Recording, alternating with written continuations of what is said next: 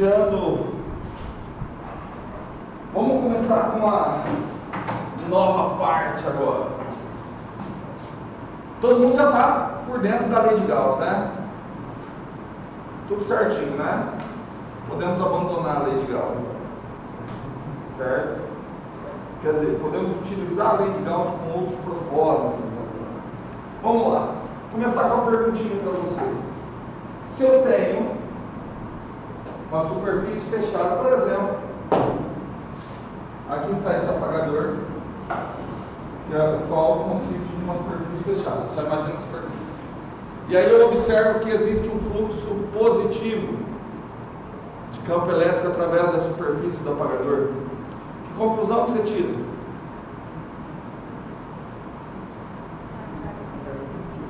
Tem uma carga dentro do apagador. Que tipo de carga tem? Positivo ou negativo? Positivo. Então vamos falar em valores, tá? Não estou colocando unidade, mas o apagador é difícil de imaginar, né? Através dessa caixinha, a qual contesta muito a minha masculinidade, você verifica que o fluxo de campo elétrico é de 10 positivo. Conclusão: dentro dessa caixinha existe não 10, existe carga positiva, porque lembra, o fluxo é 4π vezes K vezes a carga, tudo bem? Só que aí de repente você calcula, você deixa a caixinha, vem e calcula um novo fluxo, o fluxo agora deu 20, que conclusão que você tira?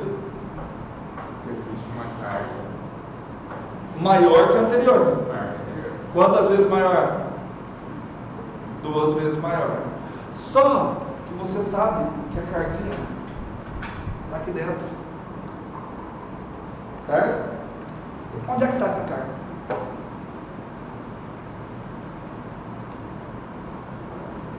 Você sabe que ela está lá dentro, mas você concorda comigo que você não consegue localizar essa carga?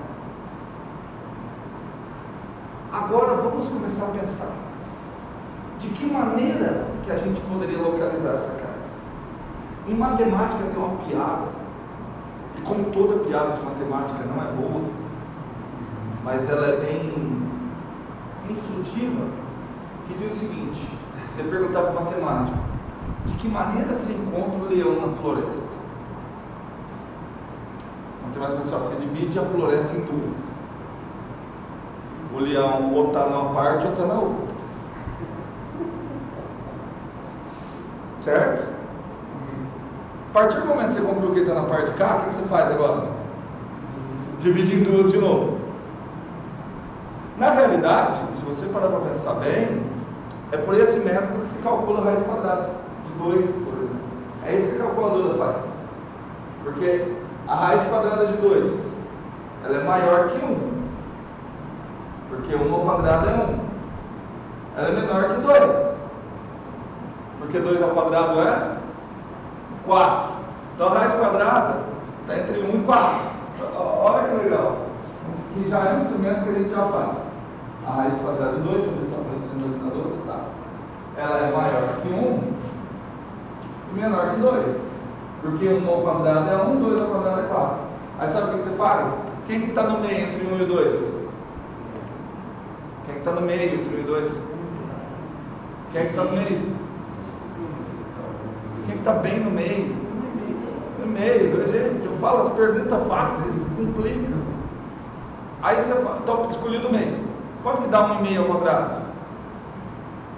2,25. Ainda está maior, né? Então aqui você já reduziu. Então a raiz quadrada de 2 está entre 1 e 1,5. Certo? Aí pega do meio agora. Quem que está no meio? Entre 1 e 1,5. 1,25 ao quadrado? 1,75. Não. Entre 1,5, quem está no meio é 1,25. Não. O 25 ao quadrado? 1,75. Aí daí 1,25 ao quadrado. Vai dar bem menos, né? Menos?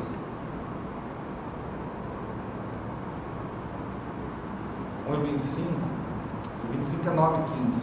Dá 81 por 25. 56. Opa! Deu menor que 2, né? Menor que 2. Então, já reduzi mais ainda.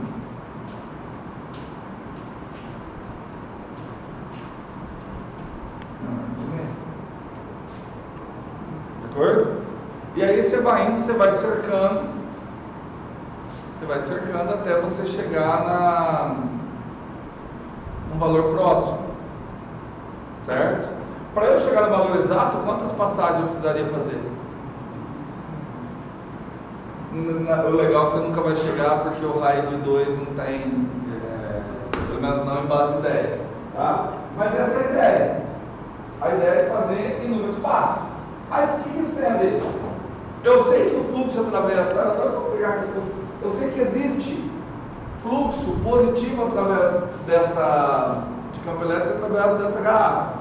Portanto, eu sei que tem uma carga aqui. Como que eu posso proceder para... Onde é que está essa carga? Me dá uma ideia. Divide a garrafa.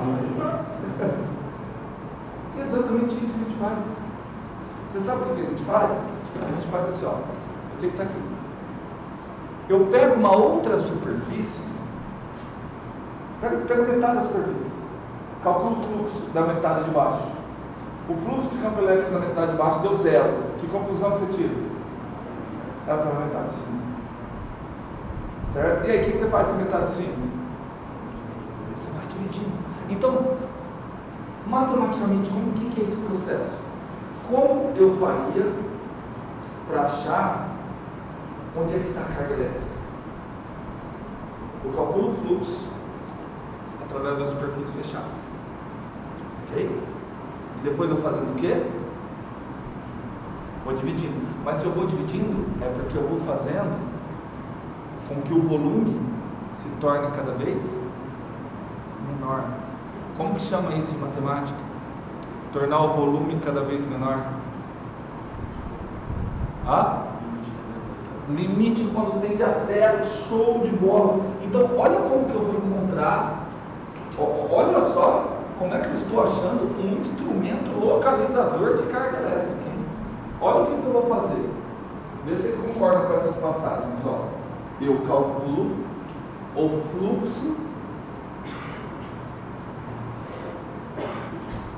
do campo elétrico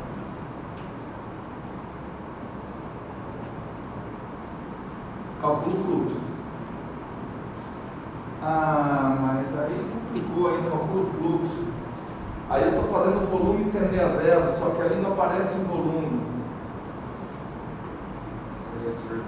Eu posso fazer o seguinte, eu posso calcular o fluxo por unidade de volume. Aqui, ó.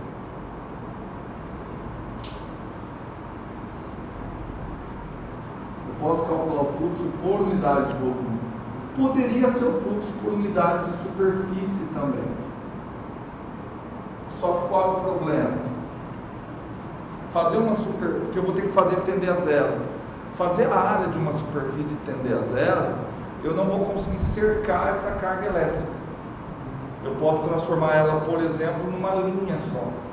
Se eu transformo só numa linha, eu não cerquei essa carga elétrica.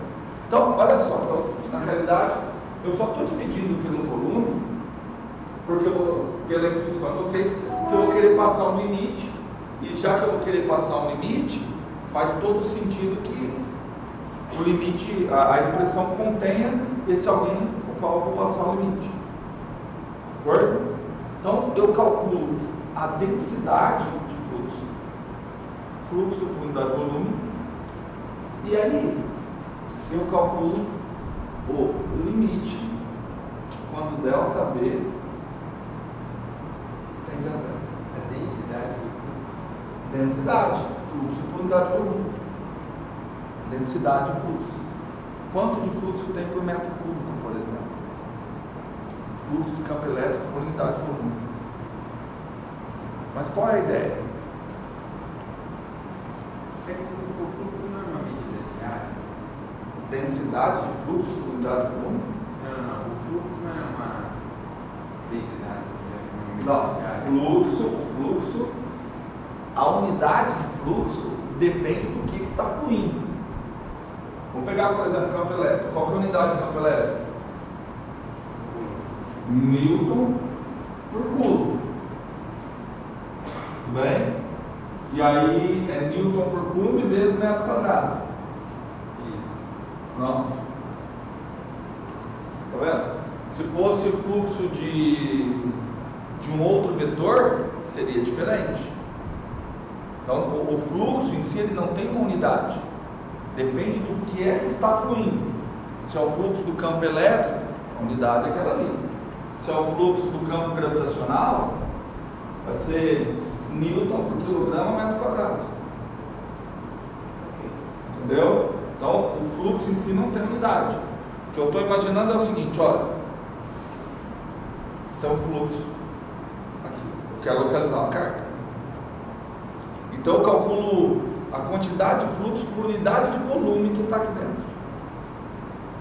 Tudo bem? Mas aí eu quero localizar essa carga. O que você vai fazer se quer localizar essa carga?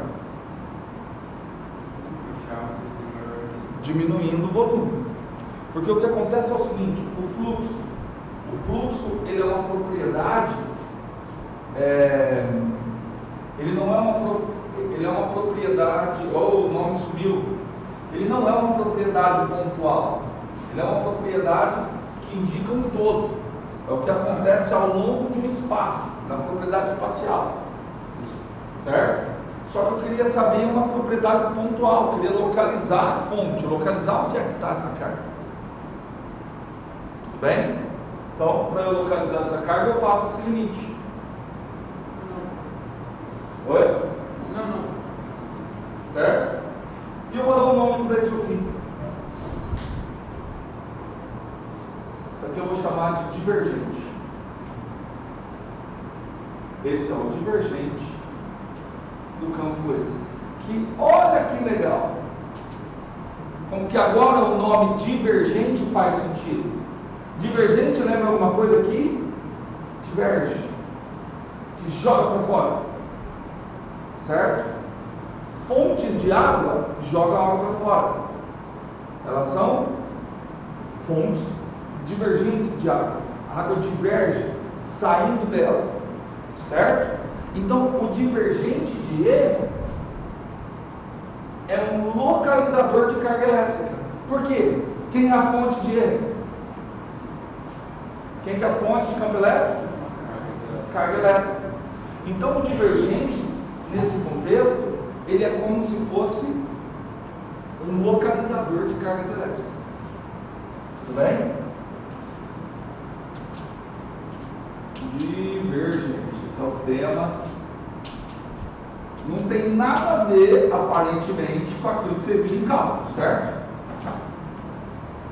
Certo? Por enquanto não tem nada a ver. Tá? Porque lá em cálculo vocês nem viram divergente, vocês viram como calcula, né? Está aqui como calcula, o que me parece muito mais difícil. Tá?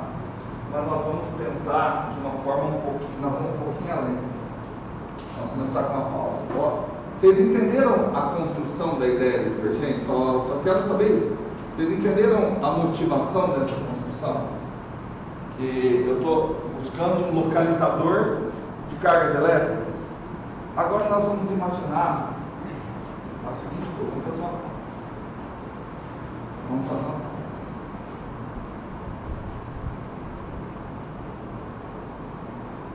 Ó, não se esqueça que esse volume é o volume delimitado por essa superfície.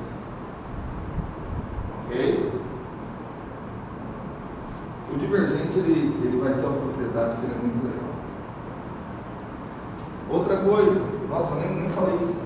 É legal que o nome divergente esteja relacionado com fluxo, né?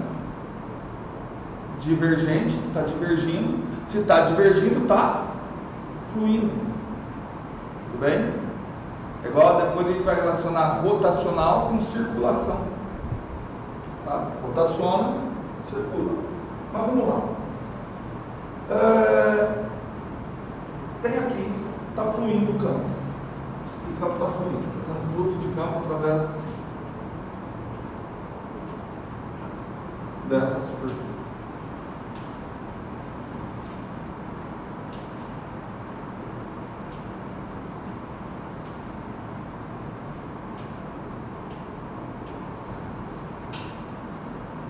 Como é que eu calculo o fluxo total através daquela superfície? Integral de escalar ND, certo? Tá. Só que tem outra forma. Eu posso fazer o seguinte, de uma maneira que eu sei que é mais difícil, mas eu posso pegar essa superfície aqui e dividir em duas.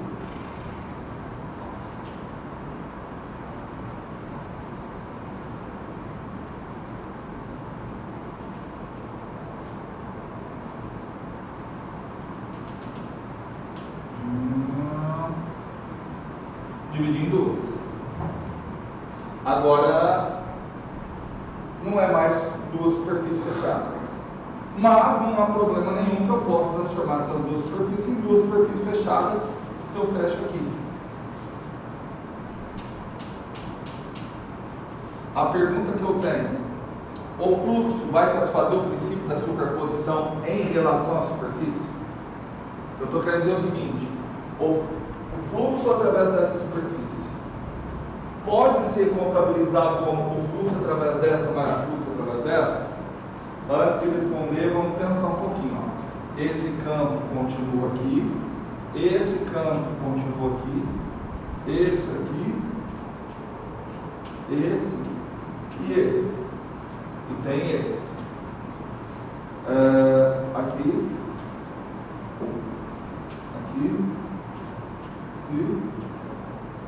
e aqui. Qual é o problema? Que aparecem fluxos novos, porque eu criei duas novas superfícies, certo? Vai aparecer, por exemplo, um fluxo aqui, entendeu? Só que o campo que sair dessa superfície, obrigatoriamente, o que tem que acontecer? Claro, eu estou desenhando separado, mas estão grudadas.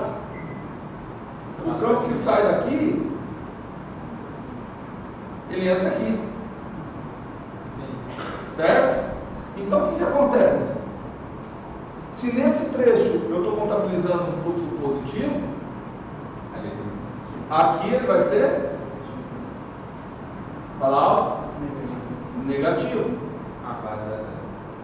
Não, não é para dar zero, estou falando que ele é. Porque aqui o que acontece com o campo? Ele está saindo dessa superfície. E ele está entrando. E ele está entrando aqui. Então não é feito para dar, é que ele é assim.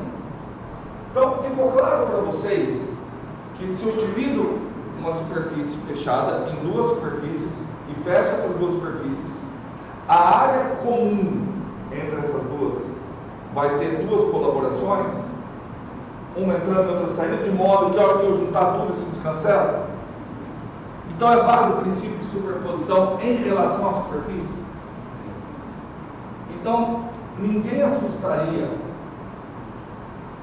perguntar: se eu escrevesse isso daqui, ó, a integral ao longo da superfície S do fluxo, eu estou falando de campo elétrico, mas vale para qualquer campo, tá? Do fluxo do campo elétrico, ela é igual a integral ao longo da superfície 1 mais a integral ao longo da superfície 2 mais a integral ao longo da superfície 3 mais a integral ao longo da superfície 4 mais a integral ao longo de quantas superfícies eu quiser. Então vou fazer o seguinte, que vocês já são grandinhos o suficientes para entender que eu posso escrever isso. Então, com I variando desde 1 até N. Olha que negócio complicado, hein? Integral ao longo da superfície SI do E, muito cuidado, escalar N com índice I, porque o N se refere à nova superfície, tudo bem? Desce, gente. A aula está acabando. Eu sei que eu enrolei um pouquinho, mas é porque a aula é curta, mas intensa. Vocês vão ver já já. Tudo bem? Certo? Quantas parcelas tem ali? N. O N pode ser o tanto que eu quiser, né? O N não pode ser o tanto que eu quiser? Gente, eu fico muito empolgado, porque eu acho a simplicidade disso de uma beleza tão grande. Eu posso multiplicar cada parcela por um, que não vai mudar nada, né? Então, mas eu vou escrever o meu 1 de uma maneira diferente. Eu vou pegar o seguinte, eu vou pegar a primeira parcela, por exemplo, e vou multiplicar a primeira parcela pelo volume delimitado pela superfície da primeira parcela. Mas se eu estou multiplicando pelo volume, o que eu tenho que fazer? Dividir pelo volume.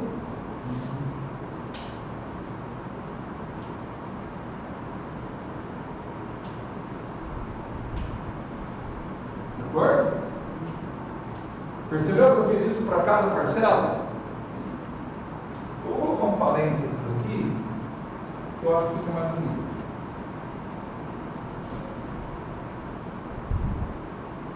Mudei nada. Fiquei por um cada parcela, certo?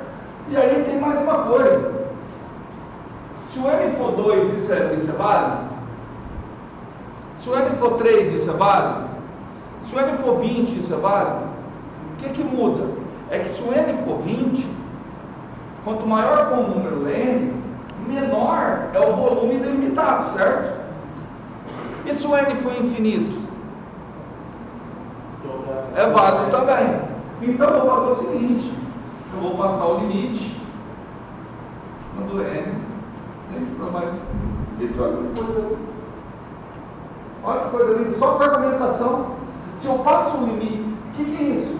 Limite de um somatório. Como chama isso? Integral de que tipo? Volume. Olha só, eu estou transformando uma integral de superfície numa integral de volume.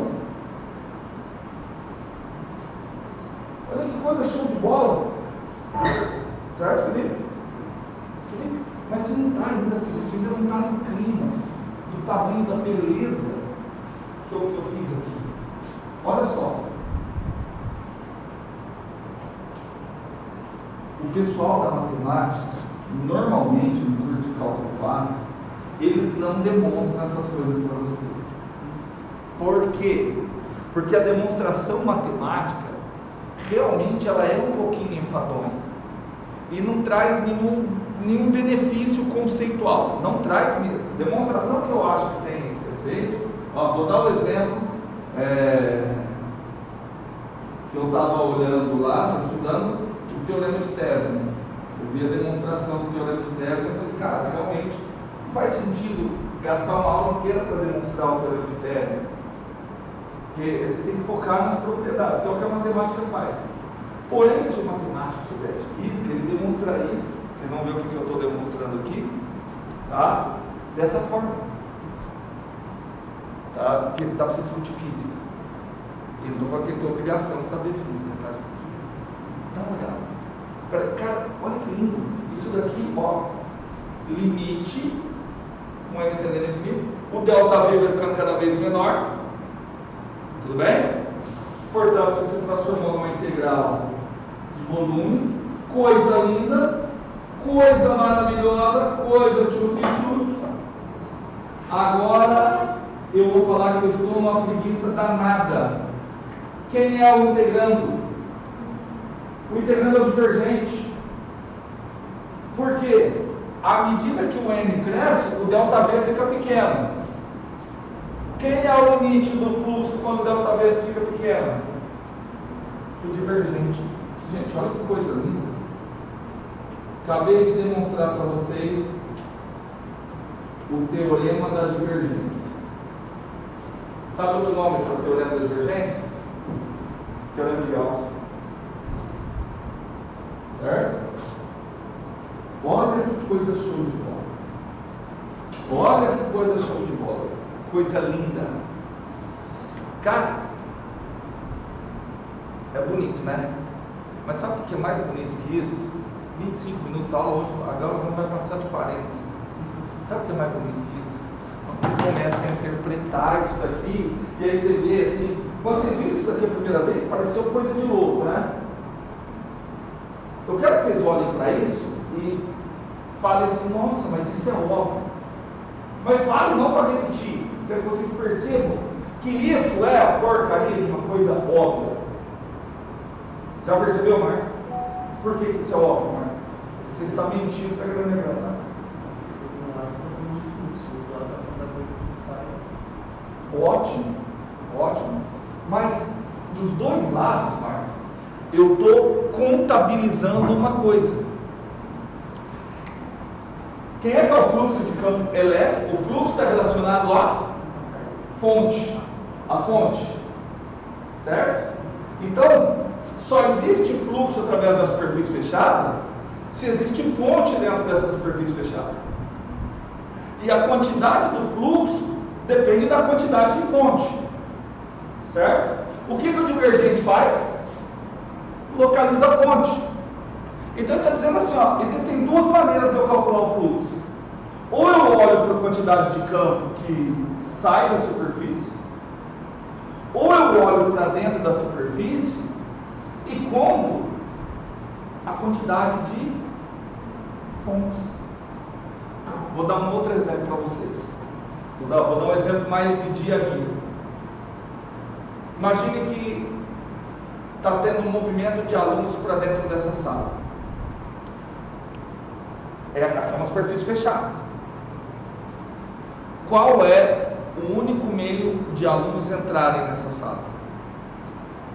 Via porta, vamos colocar também via janela. Tem uns meninos do ensino médio, é que eles querem, né? Via janela. E aí eu quero calcular o fluxo de alunos. Ou seja, eu quero calcular quantos alunos estão entrando ou saindo da sala por minuto. Uma maneira, aí eu estou aqui dentro do volume delimitado, eu venho aqui e conto quantos alunos tem. 15. Passa um minuto, eu venho e conto. 20. Passa mais um minuto, eu venho e conto. 25. Qual é o fluxo de alunos para dentro da sala? 5 alunos por minuto. Como é que eu obtive esse fluxo? Contando a quantidade de alunos, que são as fontes de fluxo. Alguém que está fora da sala também conseguiria calcular esse fluxo. Como que alguém que está fora da sala calcularia esse fluxo? Olhando para a superfície que delimita o volume.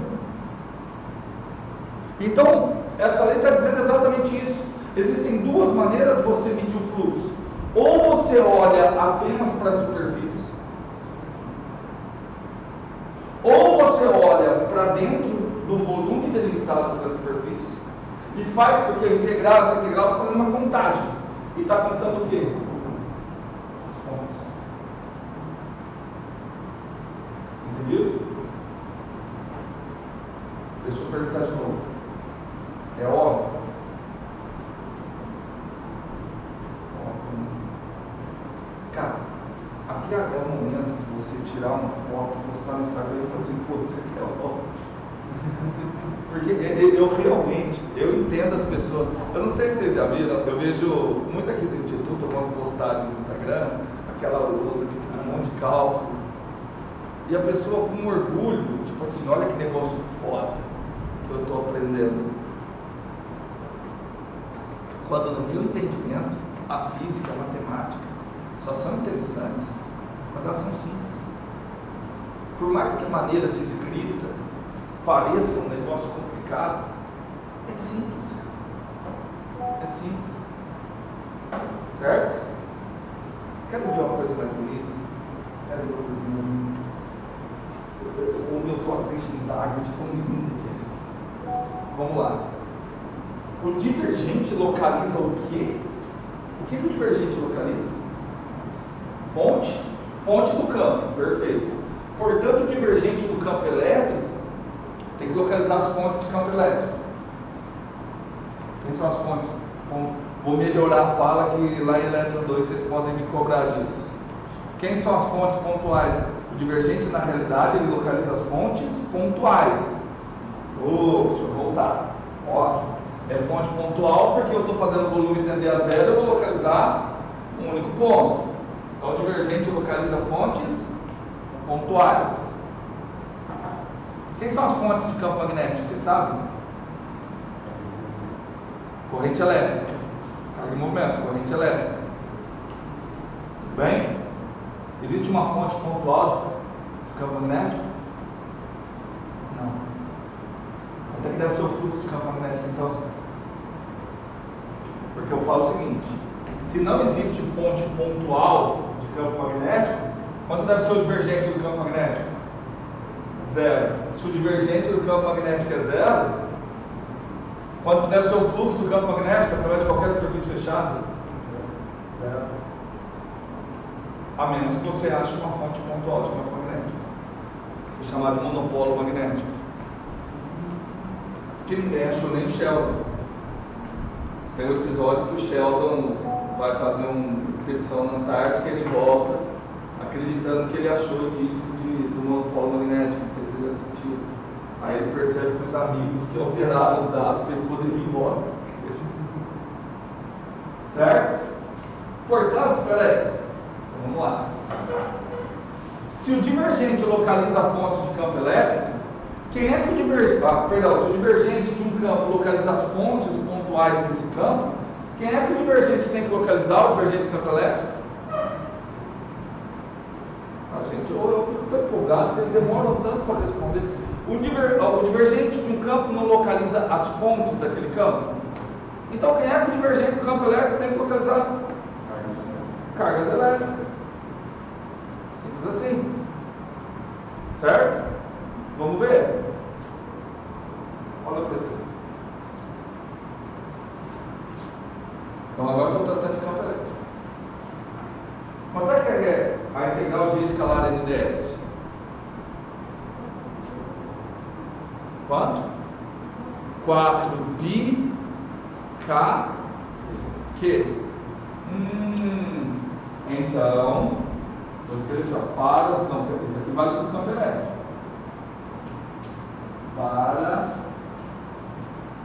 Aqui, por mais que eu usei E, isso aqui vale para qualquer campo.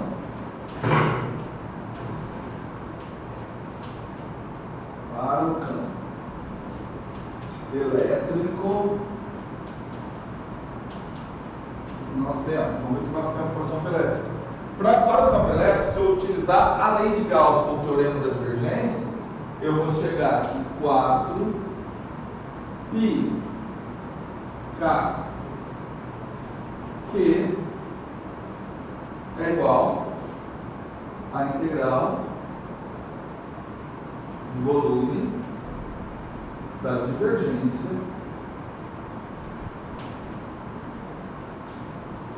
de E. De acordo? De acordo? Tudo bem? Fácil? É um negócio meio óbvio, né? Porque o divergente contabiliza as fontes.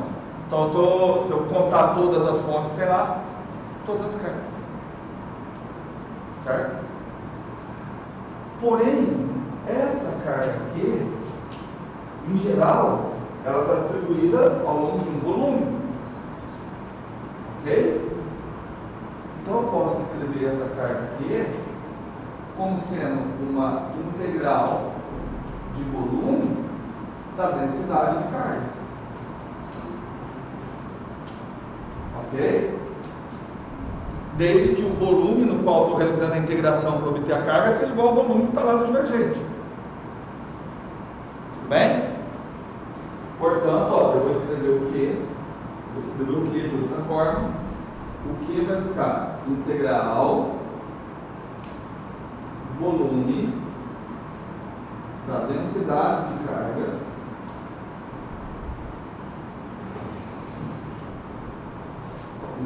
da densidade de cargas dv. O que eu esqueci? 4πk. Vou trazer ele para dentro da integral. De acordo?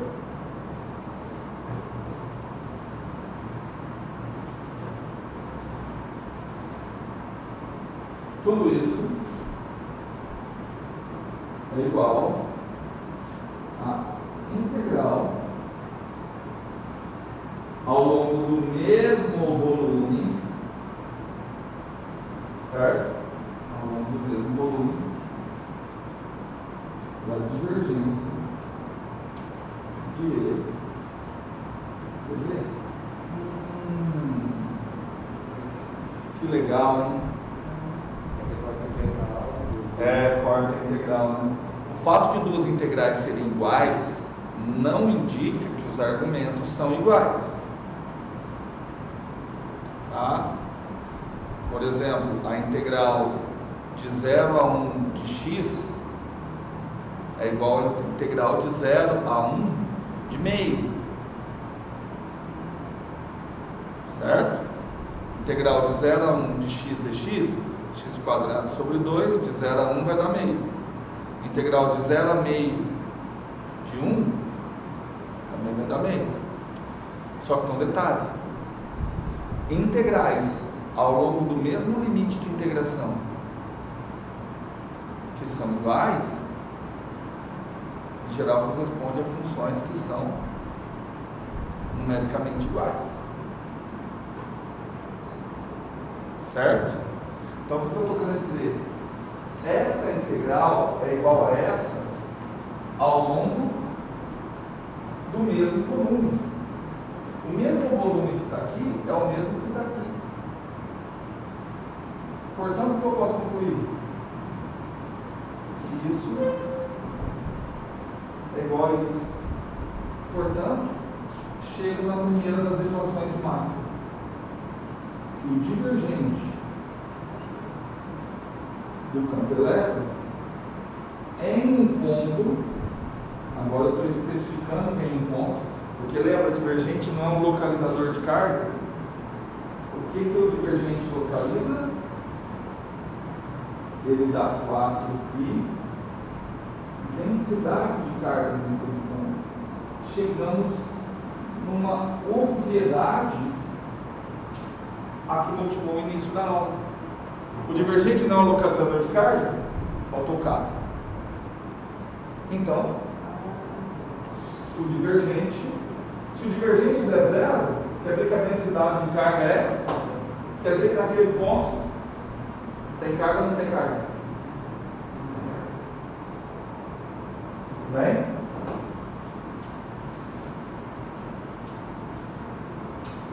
Certo? Vou deixar vocês refletirem sobre isso, que a próxima pergunta seria: tá bom, como é que eu calculo o divergente? Usar aquilo ali não vai ser legal. Certo? Fala? Mas vamos supor, por exemplo, que você tenha o campo elétrico. Porque, assim, você conhecendo o campo elétrico, a ideia é essa. Uma vez que você já sabe o valor do campo elétrico, você acha a densidade. Porque até agora o que a gente fez? Eu conheço a densidade e acho o campo elétrico, através daquela integral imensa. Agora eu estou fazendo o caminho inverso. Eu conheço o campo elétrico, consigo achar a distribuição de cargas, através do divergente. Só que essa definição teórica de divergente, ela não é prática para se realizar cálculo. Entendeu? Então a pergunta para ser respondida na próxima aula é: como é que eu calculo o divergente? Outra pergunta: o divergente de um campo. Olha a equação. Ele é o quê? Ele é um escalar ou ele é um vetor? Olha para a equação. Olha para a equação. Um escalar. Do lado de cá, o que eu tenho, Felipe? Que é o quê? Um escalar só pode ser igual ao escalar. Então, o divergente do campo é um escalar. O divergente é uma espécie de um localizador de cargas pontuais. Localizador de fontes pontuais de campo. Se o divergente der positivo, significa que naquele ponto está saindo do campo. Tem uma fonte de carga ali. Tem uma fonte de campo ali. Tá certo? Ficou claro que o divergente... Tudo certo? Bem? Bem, Carolina? Bem, Gabi?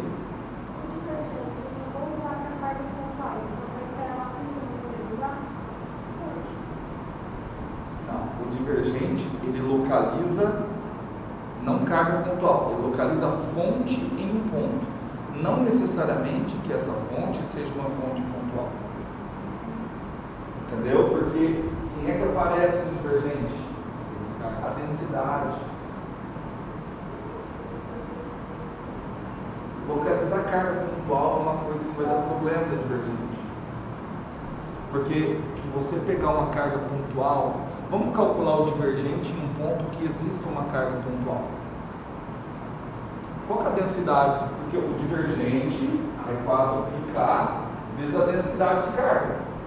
Qual que é a densidade de carga de uma carga pontual? Carga por volume. Quanto que é o volume para a carga pontual? 0. Então dá um divergente infinito. Então, é exatamente o contrário do que você falou. Na esfera vai ser top, mas olha, o divergente localiza pontos, ele não localiza a esfera como um todo. Certo? Na esfera ele vai funcionar, na casca esférica, na carga vai dar um probleminha. Vai dar um probleminha que essa demonstração que eu fiz para vocês tem um pequeno... Não tem um erro, mas eu deixei de dar um detalhezinho matemático. Tá? Ela é válida. Um detalhezinho matemático. O detalhezinho matemático é que, vou até contar para vocês já. Carga pontual é discreta. Uma carga pontual discreta. E de que maneira eu vou descrever essa carga? Integral. Considerar essa carga distribuída ao longo de uma coisa contínua. Então aquela demonstração não está contabilizando cargas pontuais.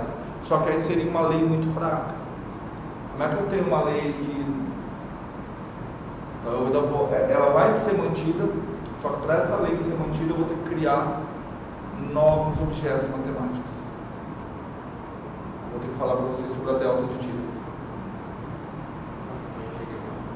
Certo? Tudo bem? A turma de vocês não tem matemática aplicada, né? Então vocês não viram delta de Dirac. Tá, mas eu vou trabalhar com vocês. Certinho?